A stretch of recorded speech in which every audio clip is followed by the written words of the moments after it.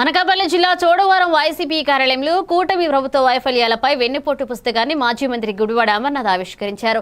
కూటమి ప్రభుత్వం సంవత్సరం పూర్తయి ఇచ్చిన హామీలు నెరవేర్చలేదని ఆయన అన్నారు. చంద్రబాబు నాయుడు పరిపాలన పక్కన పెట్టి రాక్షస సాధింపులు చేస్తున్నారని ఆయన ఆరోపించారు. ఈ కార్యక్రమంలో వైసీపీ నేతలు, కార్యకర్తలు పాల్గొన్నారు. ఆ రోడ్ల పరిస్థితి ఏ రకంగా ఉందన్నటువంటిది కూడా మీరు చూశారు. సంవత్సరం పూర్తి అయిపోయింది. అదే రోడ్ల మీద వాళ్ళు వైఎస్ఆర్ కాంగ్రెస్ పార్టీని దుమ్మెత్తి పోసినటువంటి పరిస్థితులు చూసాం. మరి సంవత్సరం అయిపోయింది, సంక్రాంతి కల్లా రోడ్లు అన్నాడు. ఒక సంక్రాంతి అయిపోయింది, మళ్ళీ సంక్రాంతి వచ్చేస్తుంది.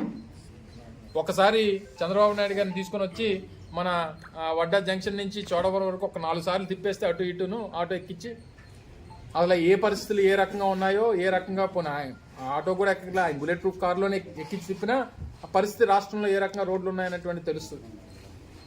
ఇది ఈరోజు రాష్ట్రంలో రోడ్ల పరిస్థితి. నిన్న నేను రోలుగుంట రావిగవంతం ప్రాంతానికి వెళ్తే ఆ రావిగవంతం ప్రాంతంలో గర్నికం అనుకుంటారు, గర్నికం దగ్గర ట్రాక్టర్ అయితే ముందు 2 టైర్లు వేసిపోయినాయి.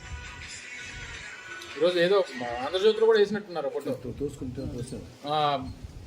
ఇది పరిస్థితి, రోడ్ల పరిస్థితి. ఇది ఒక నియోజకవర్గం గురించి చెప్పేది. సో ఈ పరిస్థితుల్లో రాష్ట్రం ఉంది. ఏ రకంగా దీన్ని మరి వాళ్ళు ఏం చెప్తారో, ఇచ్చినటువంటి హామీలు ఏ రకంగా నెరవేరుస్తారో ఇవన్నీ వేచి చూద్దాం.